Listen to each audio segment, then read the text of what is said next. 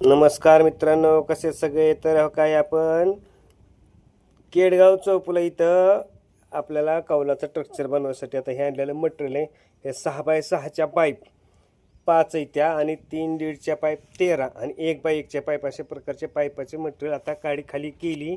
आणि बघा आता तुम्हाला काय करायचं सांगतो. आता हे पुढं जे दिसते ना फरशी पूर्ण टोटल तेवढी टोटल सगळ्याला आपल्याला वसरी करायची आहे.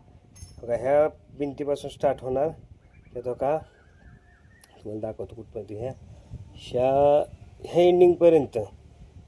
ह्या एंडिंगपर्यंत आपल्याला टोटल वसरी करायची आहे. आणि पुढं कोप आहे ते पण आता तुम्हाला दाखवतो कुठं कोप आहे. का इथं आता ह्या भिंतीला आपण प्लेटा मारून इथं आता खड्डे घेणार आहे. इथं 1 2 3 आणि बघा इथं कोपीसाठी पुढं 2 खड्डे घ्यायचे आहेत आपल्याला. आता बघा ही जी दिसतंय ना बघा इथं आपल्या त्या भिंतीला खेटून आपल्याला पाईप उभं करायचे ते आणि इथं वस्त्रीचं पुढं कोप बनवायचे. आणि काही अशा प्रकारचे आता ह्या पाईपाचं मटेरियल आता आपलं सगळं आलं. आता आपलं काम चालू करायचं कशासाठी. आता पहिलं रेड ऑक्साईड मारून घ्यायचं.